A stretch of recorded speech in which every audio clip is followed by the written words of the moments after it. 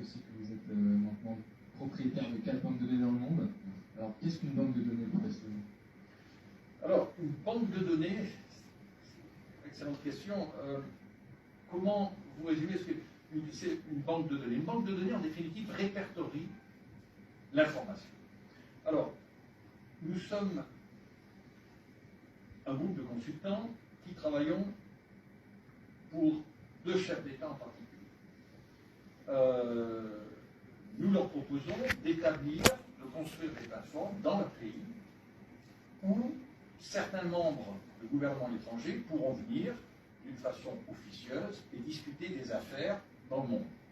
Et étant donné que nous sommes ceux qui positionnons ces rendez-vous, à partir du moment où on positionne ces rendez-vous, comme maintenant, on est tous réunis dans une pièce, et bon, tu vois, il y a plusieurs agents de sécurité qui sont là, plusieurs des gardes du corps, et bien imaginons qu'il y ait un garde du corps en particulier qui réceptionne l'information, aussi bien en vidéo, en audio et en écrit. C'est un peu comme un clerc de notaire. Donc nous, banque de données, pendant que les négociations se font, étant donné que nous sommes ceux à l'origine qui formatons et qui mettons ça en place, ben nous prenons l'information. Et une fois que l'information est prise, et c'est pour ça que depuis dès 2001, le 8 novembre 2001, j'ai très vite compris que peut-être ces banques de données, un jour, aideront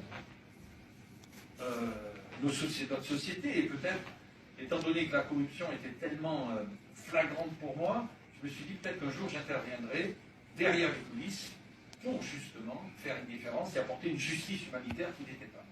Et je précise à l'époque d'ailleurs, je tiens à le dire, en 2001, nous avions certaines négociations avec un groupe américain qui s'appelait le Carlyle Group, qui existe toujours, et qui, à l'époque, son président était Frank Carlucci, moi je donne des noms, et des noms de groupes, et ce groupe a été fondé par la famille Bush, et à l'époque, en 2001,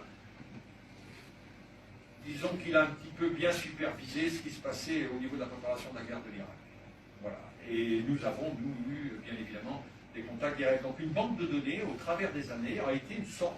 C'est une banque de données, c'est-à-dire on positionne des rendez-vous d'État, on fait venir certains chefs d'État et certains représentants, et ils font leur rendez-vous. Alors, pour ceux qui savent lire entre les lignes, l'information que je vais vous donner est peut-être une des plus